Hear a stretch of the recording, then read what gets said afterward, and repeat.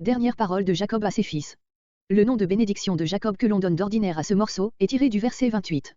Cependant, Jacob prononce, contre quelques-unes des tribus, des menaces et même des malédictions. Comme Noé avait caractérisé, par quelques traits saillants, l'avenir des 3 races humaines issues de lui, Jacob fait de même pour les 12 tribus qui constitueront le peuple élu. Le chapitre 46 a montré l'origine de ces tribus, le chapitre 49 révèle leur caractère et leur rôle dans l'histoire future du peuple. Verset 1.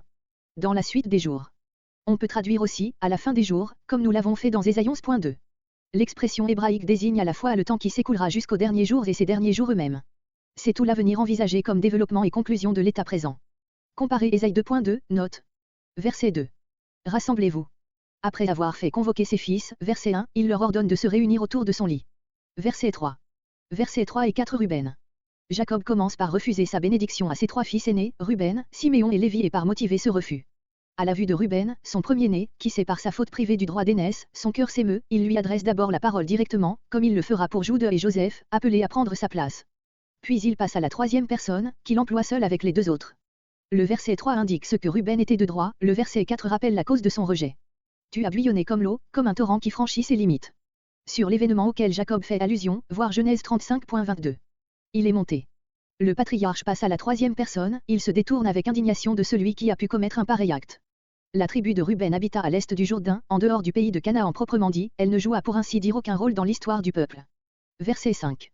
Versets 5 à 7 Siméon et Lévi. Frères, non seulement physiquement, mais moralement. Des instruments de violence, ils se sont servis de glaives, non pour se défendre, mais pour attaquer et massacrer perfidement. Voir Genèse 34.25 et suivant. Verset 6. Ma gloire, expression synonyme de mon âme, la partie la plus noble de l'être humain. Comparez l'hébreu dans Psaume 16.9, Psaume 57.9. Le sens est, mon âme n'approuve pas leurs desseins. Dans leur caprice, dans l'ivresse de la victoire. Couper les jarrets, moyen le plus expéditif de réduire l'animal à l'impuissance. Comparez Josué 11.6, 2 Samuel 8.4 Jacob fait allusion à des détails dont notre récit n'avait pas parlé. Quant au reste du bétail, il avait été emmené ensuite par les autres fils de Jacob, Genèse 34.27-29. Verset 7. Maudite soit leur colère. Sur l'accord de cette malédiction avec la parole de Jacob Genèse 48.22, voire Genèse 34.30, note. Je les diviserai. Cette parole s'est accomplie exactement. Lors du partage du pays, la tribu de Siméon, réduite déjà, entre le premier et le second dénombrement, de 59 300 à 22 200 âmes, ne reçut pas de territoire propre, mais seulement un certain nombre de villes, dispersées en Jude et quelques possessions au midi de cette tribu, une chronique 4.42. Quant à la tribu de Lévi, elle reçut 48 villes, disséminées dans toutes les autres tribus. Ainsi fut réalisée la parole de Jacob. Mais, dans l'intervalle, il était intervenu un fait nouveau, le zèle montré par les Lévites pour la cause de l'Éternel, lors de l'affaire du veau d'or, fait qui avait changé la position morale de cette tribu. C'est par cette raison que la malédiction du patriarche, tout en s'accomplissant littéralement, fut transformée en bénédiction. Voir Exode 37.25-29, Deutéronome 33.8-11. Verset 8. Verset 8 à 12 Jude. Tes frères te loueront. Allusion au nom de Jude, qui signifie objet de louange, Genèse 29.35. Ses frères, ici probablement dans le sens le plus restreint, les fils de la même mère. Ils l'honoreront pour le rôle glorieux qu'il jouera au milieu d'eux, pareil à celui qu'il a joué dans l'histoire de Joseph. Les fils de son père, ses frères en général, lui rendront hommage à cause de ses victoires sur les ennemis du dehors. Verset 9. Jude est comparé à un lion qui, après avoir dévoré sa proie, retourne à son antre dans les rochers de la montagne et s'y accroupit, sans que nul ose troubler son repos. Comme une lionne, qui est plus terrible, quand elle est attaquée, que le lion lui-même. Verset 10. C'est à ce chef redouté, dont ses frères reconnaissent la supériorité, que sera naturellement dévolue l'autorité royale en Israël. Bâton du commandement. Le mot hébreu mekokek désigne ordinairement le commandant lui-même, le législateur, mais le parallélisme avec le mot sceptre oblige à le prendre ici dans le sens de bâton du commandement. Comparez pour ce sens nombre 21.18. D'entre ses pieds. Il faut se représente le prince assis, tenant en sa main le sceptre, dont l'extrémité repose sur le sol entre ses pieds.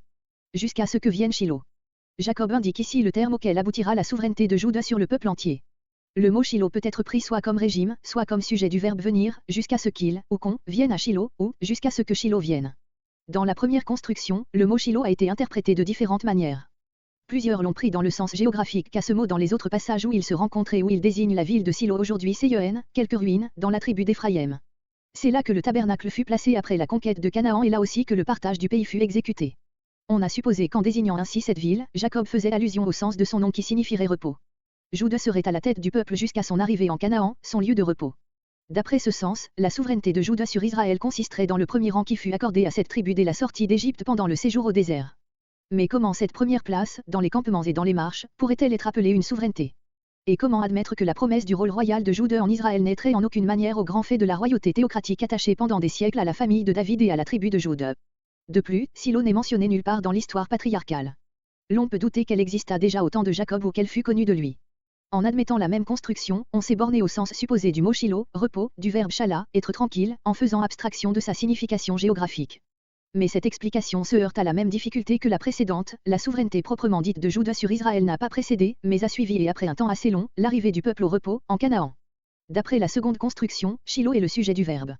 Il peut avoir le sens abstrait, repos, jusqu'à ce que le repos vienne, c'est-à-dire qu'on soit arrivé en Canaan, ou bien le sens concret, personnel, de pacificateur, jusqu'à ce que vienne un pacificateur.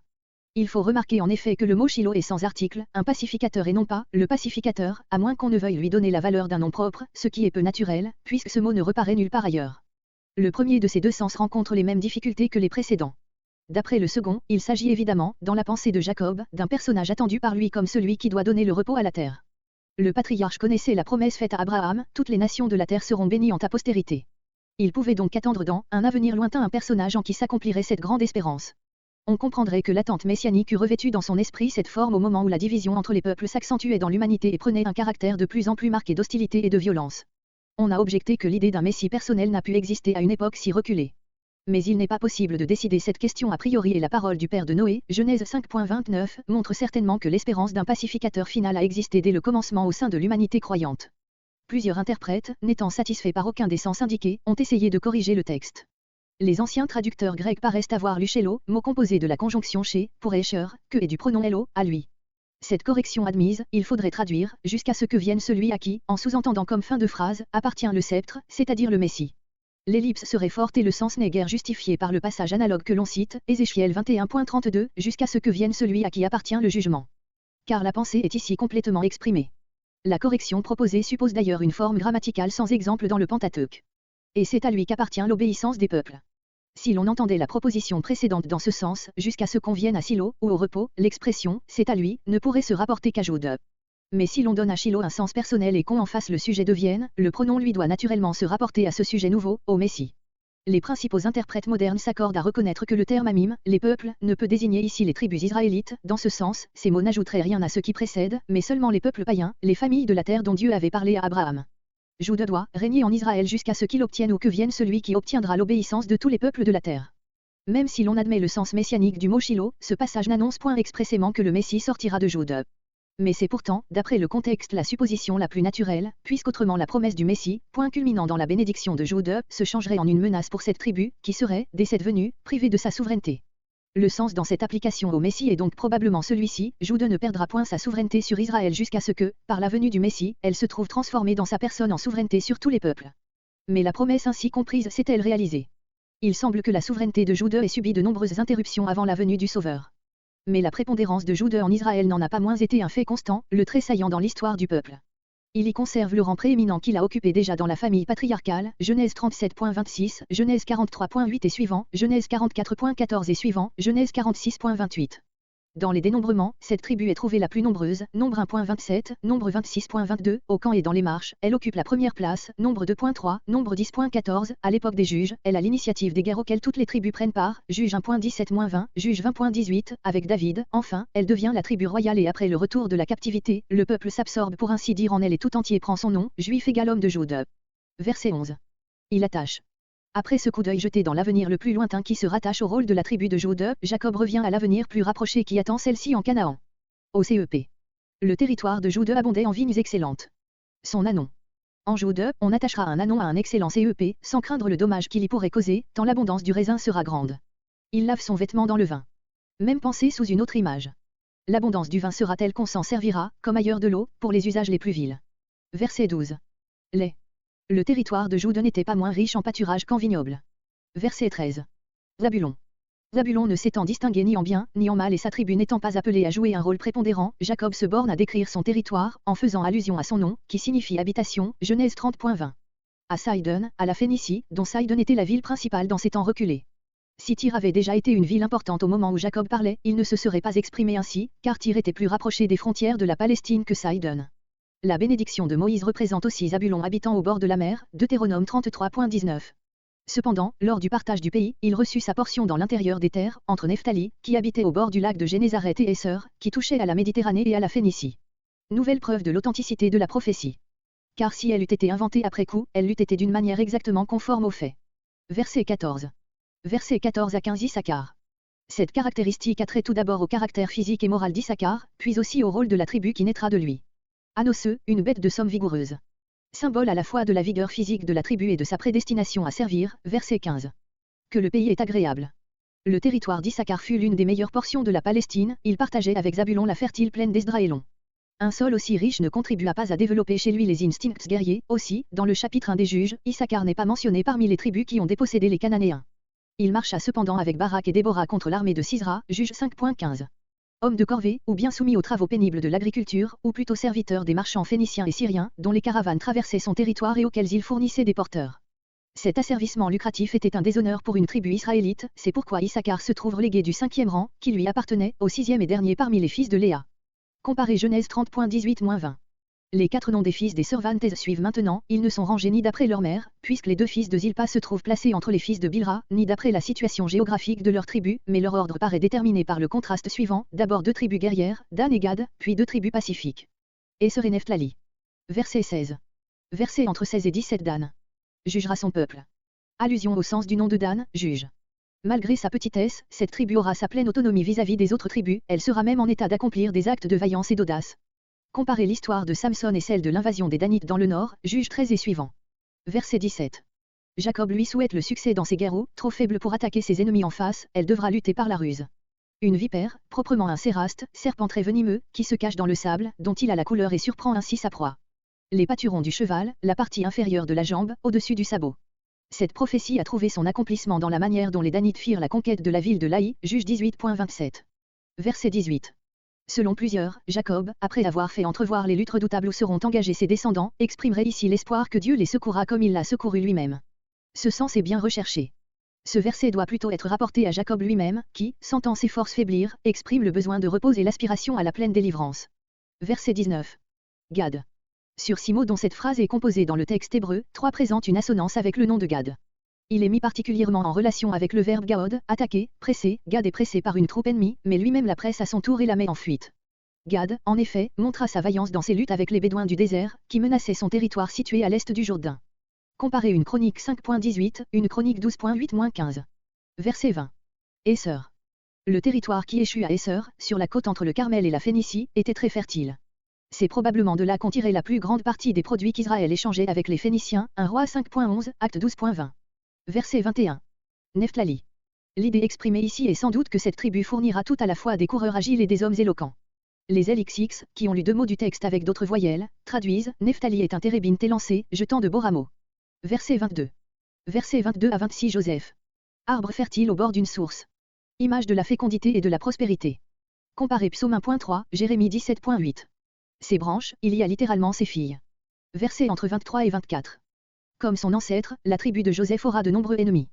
Mais Dieu sera avec elle, comme avec Joseph et lui donnera tout ensemble force de résistance, son arc reste ferme, et promptitude dans l'attaque, ses bras et ses mains, littéralement, les bras de ses mains, sont rendus agiles. Par celui qui est le berger. Dans l'interprétation de ce passage très difficile, nous nous en tenons à la ponctuation massorétique, qui nous paraît offrir encore le meilleur sens. Le berger. Comparez Genèse 48.15.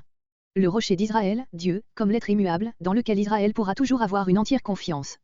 Comparez les expressions équivalentes Deutéronome 32.4, 1 Samuel 2.2, Psaume 18.32, etc.